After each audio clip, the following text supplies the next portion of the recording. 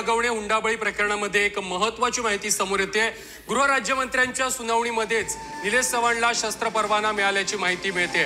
निलेश चव्हाणला पुणे पोलिसांनी शस्त्र परवाना देण्यास नकार दिलेला होता, मात्र पुणे पोलिसांनी शस्त्र परवाना नाकारल्यानंतर निलेश चव्हाणनं गृह विभागाकडे अपील केलेलं होतं। मात्र शस्त्र परवाना मागताना निलेश चव्हाणवरील बलात्काराच्या गुन्ह्याची माहिती लपवण्यात आलेली होती। पोलीस आणि प्रशासनाकडून गृहराज्यमंत्री कार्यालयाला निलेश चव्हाणवरील बलात्काराच्या गुन्ह्याची माहिती देण्यात आलेली नव्हती। भारतीय कायद्यामध्ये काय नियम आहेत शस्त्र परवाना देण्यासाठी, त्याची प्राथमिक माहिती म्हणजे कुठलं कार्यालय ते करतं आणि कशी ती सगळी प्रक्रिया आहे?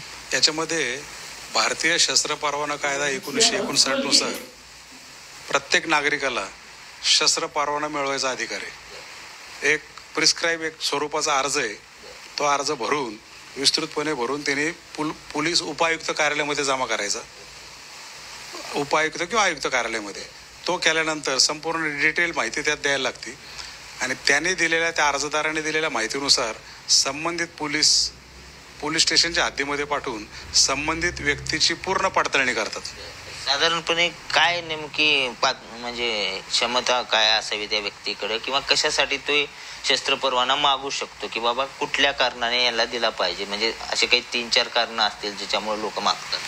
अर्ज देताना मुळात अर्जामध्येच लिहायला लागतं की हा शस्त्र परवाना मला का आवश्यक आहे, मला काय भीती आहे, आणि हे सबळ कारण त्याला प्रूव्ह करून द्यायला लागतं।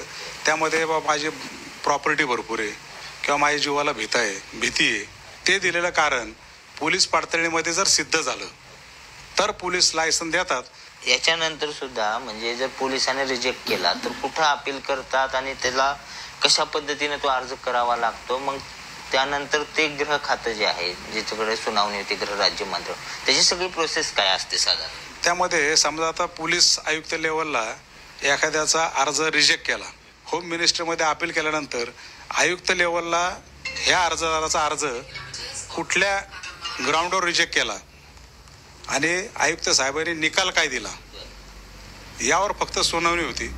अपिलामध्ये देखील त्या अर्जदाराला सगळं सिद्ध करून द्यायला लागतं की मला परवानगीची का गरज आहे, आणि गृहमंत्री लेवलला जर सिद्ध झालं की याला लायसन द्यायला हरकत नाही तर गृहराज्यमंत्र्यांना ते पॉवर्स आहेत, त्याला लायसन इश्यू करायचे हुकूम गृहराज्यमंत्री देऊ शकतात। हे कायद्यामध्ये तरतुदी आहेत। व्हिडिओ जर्नलिस्ट निखिल करंदीकर सह बालाजी पोद्दार, पुढारी न्यूज, पुणे।